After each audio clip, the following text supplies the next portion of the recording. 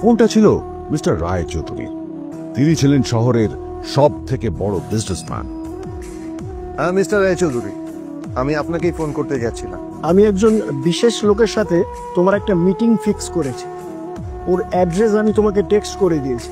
আমি চাই তুমি ওই লোকটার সাথে মিট করো। ঠিক আছে, আমি যে কোনো কারোর সাথে দেখা করতে পারি, কিন্তু তার জন্য আপনাকে আমার দুটো শর্ত মানতে হবে। প্রথমটা, আমার জন্য একটা রেয়ার হিরের নেকলেস আপনাকে জোগাড় করে আনতে হবে। আর দ্বিতীয়টা, আমি আপনাকে টেক্সট করছি, এটাও কিন্তু একই রকম জরুরি।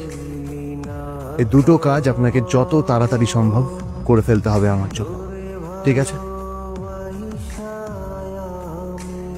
তোমার অ্যাকাউন্টে কিছু টাকা পাঠিয়েছি, কিছু জামা কাপড় কেন, যাতে তুমি ভদ্র সমাজে আসার যোগ্য হও, আর তোমাকে আমি স্বামীর পরিচয় দিতে লজ্জা না পাই। তোমার কারণে আমার পরিবার লজ্জা পাবে, আমি সেটা চাই না।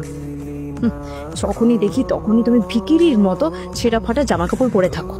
আসলে আদ্রিতার বাড়িতে আজ ফ্যামিলি ডিনার পার্টি ছিল, আর শেষবার নীলের জন্য ওকে অনেক ঝামেলা পোহাতে হয়েছিল। মেসেজ পড়ে নীল ফোনটা নিজের পকেটে রেখে রাস্তার ধারে গিয়ে একটা ট্যাক্সি থামানোর জন্য হাত বাড়িয়ে দিল। নীল ট্যাক্সি ধরে গোল্ডেন সিট। গ্রাজুয়েশনের পর এত বছরে এই প্রথম নীল তার কোন কলেজ বা স্কুলের রিইউনিয়নে যাচ্ছে। এতগুলো বছরে নীল তার কোনো বন্ধুর সাথেই দেখা করেনি। নীলের তার পুরনো সহপাঠীদের কথা মনে পড়তে লাগলো, যাদের সাথে ও স্কুলে মজা করত। আজ আবার ওদের সকলের সাথে নীলের দেখা হবে।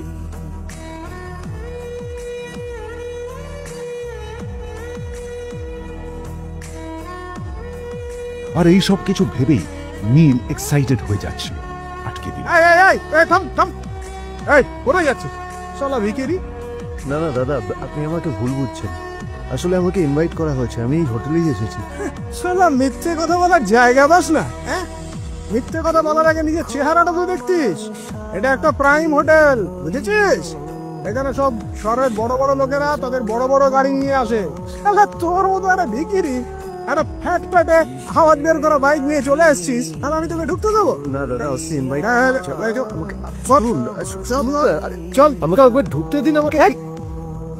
দিন পড়ে যেতেই একটা দামি গাড়ি ওখানে এসে দাঁড়ালো। এই গাড়িটি আর অন্য কারো নয়, হোটেল প্রাইমের মালিক মিস্টার খান্নার ছিল। কি হচ্ছে কি এটা? হোটেলের গেটের সামনে এসব ক্যাশ চলছে এখানে। হোটেলের বদনাম হবে না এতে? স্যার দেখুন না, এই যে ভিখারিটা হোটেলে ঢুকতে যাচ্ছে, এই বারণ করছে, শুনছে না স্যার? ছাড়া আপনি কি করতে আছেন? কে, কি হয়েছে দেখি দেখি কে? মিস্টার খান্না তার চশমা খুলে নীলের দিকে দেখলেন, আর ওনার মুখটা হাঁ হয়ে গেল।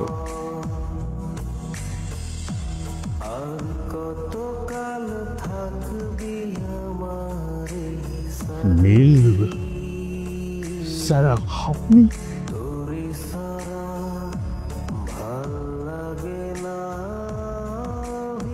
Extremely sorry sir.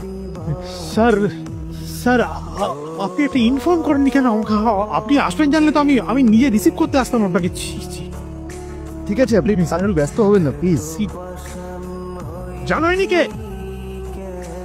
নিজের বসকে এভাবে একজন ভিখারিকে হাতে পায়ে ধরতে দেখে গার্ড দিয়েও অবাক হয়ে গেল। আরে sir, sorry sir, extremely sorry, আপনি আমার সঙ্গে আসুন। সরি স্যার, সরি, ভুল হয়ে গেছে স্যার। সালাম স্যার।